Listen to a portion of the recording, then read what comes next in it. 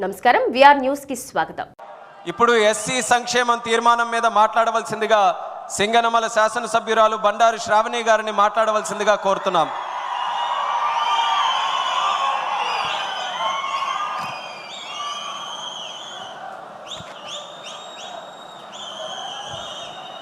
వేదికను అలంకరించిన పెద్దలు, పూజ్యులు, తెలుగుదేశం పార్టీ అధినేత, మన ప్రియతమ నాయకులు, రాష్ట్ర ముఖ్యమంత్రి వర్యులు శ్రీ నారా చంద్రబాబు నాయుడు గారికి, మన యువనేత కార్యకర్తల కోసం నిరంతరం శ్రమిస్తున్న మంత్రివర్యులు నారా లోకేష్ అన్న గారికి, అలాగే వేదిక మీద ఉన్న పెద్దలు, వేదిక ముందు ఉన్న తెలుగుదేశం పార్టీ కుటుంబ సభ్యులు అందరికీ కూడా నమస్కారాలు తెలియజేస్తా ఉన్నాను.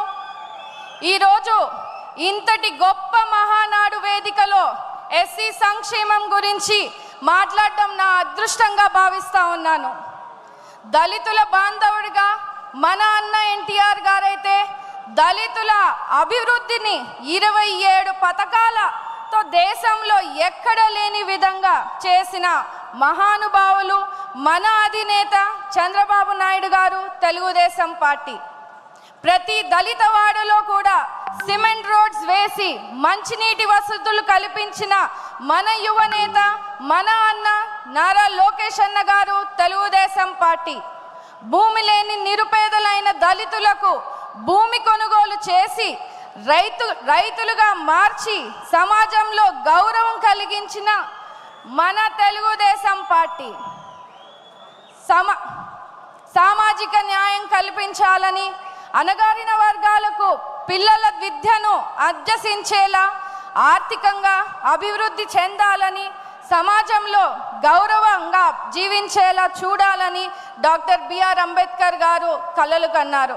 ఆ మహనీయుడి ఆశయాలను మన అన్న ఎన్టీఆర్ గారు, నేడు అధినేత శ్రీ నారా చంద్రబాబు నాయుడు గారు ఆచరణలో పెట్టి ఈరోజు చూపిస్తున్నారు.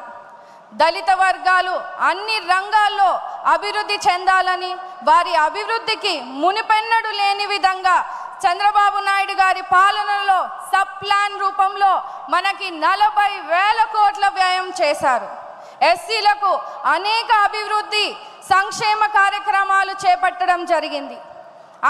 అంటరానితనం నిర్మూలనకు జస్టిస్ పున్నయ్య కమిషన్ ద్వారా 42 సిఫార్సులు అమలు చేశారు. ఎస్సీ రిజర్వేషన్లు 14 నుంచి 15% వరకు పెంచాం. బెస్ట్ అవైలబుల్ స్కూల్స్ని ఏర్పాటు చేశాం. ఆనాడు లోక్సభ స్పీకర్గా బాలయోగి గారిని, శాసనసభ స్పీకర్గా ప్రతిభాభారతి గారిని, రాష్ట్రపతిగా కేఆర్ నారాయణ గారిని, తొలి దళిత ఆర్థిక మంత్రిగా మా తాతగారైనటువంటి మహేంద్రనాథ్ గారిని, తొలి దళిత ప్రభుత్వ ప్రధాన కార్యదర్శిగా కాకి మాధవరావు గారిని నియమించిన ఘనత కూడా తెలుగుదేశం పార్టీదే. ఆర్థికంగా, రాజకీయంగా, సామాజికంగా సమాజంలో దళితులకు సముచిత స్థానం కలిగించేలా ప్రోత్సహిస్తున్నటువంటి మన దేవుడు, మన ముఖ్యమంత్రి వర్యులు నారా చంద్రబాబు నాయుడు గారు, లోకేష్ అన్న గారు, తెలుగుదేశం పార్టీ. అంతేకాకుండా విదేశీ విద్య పథకం ద్వారా వందలాది దళిత బిడ్డలకు ఆర్థిక సాయం చేశాం. దళిత యువతకు 40,000 రూపాయలు పెళ్లి కానుక ఇచ్చాం. ప్రతి దళిత వాడలో 1,000 కోట్ల రూపాయల సీసీ రోడ్లను వేశాం.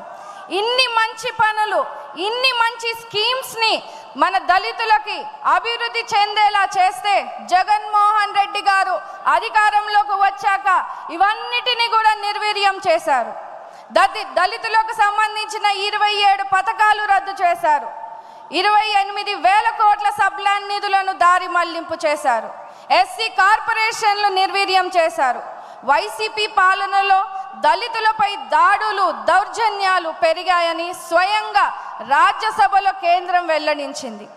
అందుకే రాష్ట్రంలో ఉన్న అన్ని దళితులందరూ కూడా ఒక్క మాటగా చంద్రబాబు నాయుడు గారిని మళ్ళీ ఈరోజు ముఖ్యమంత్రి చేసుకున్నారు. దానికి మీరందరూ కూడా కృషి చేసినందుకు రాష్ట్రంలో ఉన్న ప్రతి తెలుగుదేశం కార్యకర్తకు, ప్రజలకు ఈ వేదిక మరి ముఖ్యంగా ఎస్సీ వర్గీకరణ చేసి దళితులకు ఆపద్బాంధవుడిగా నిలిచారు. ఈ బడ్జెట్లో కూడా 20,000 కోట్ల రూపాయలు కేటాయించి దళితుల అభివృద్ధికి కృషికి చంద్రబాబు నాయుడు గారు తెలుగుదేశం పార్టీ చేస్తున్నటువంటి పనులకు దళిత జాతి తరఫున అభినందనలు తెలియజేస్తున్నాను సార్.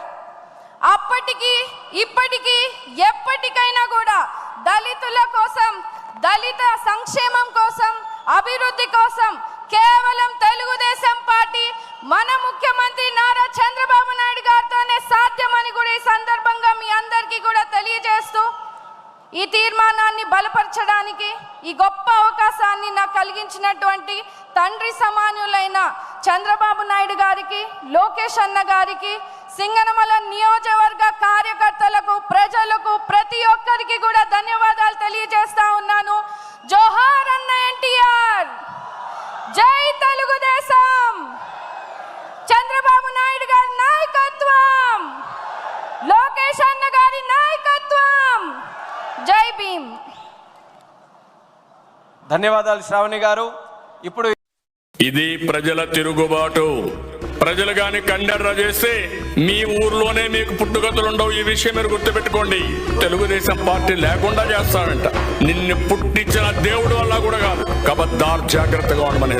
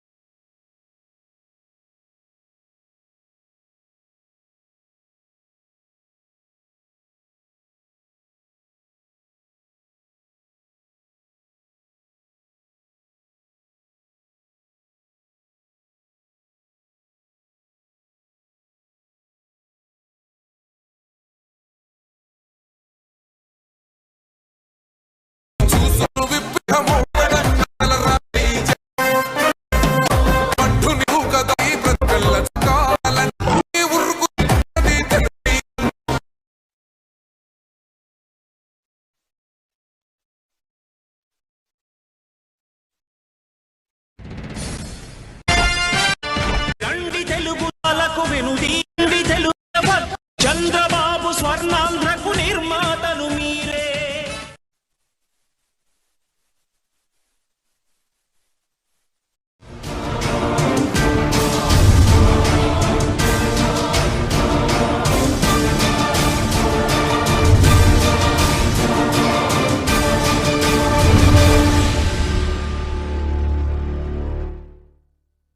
నమస్కారం.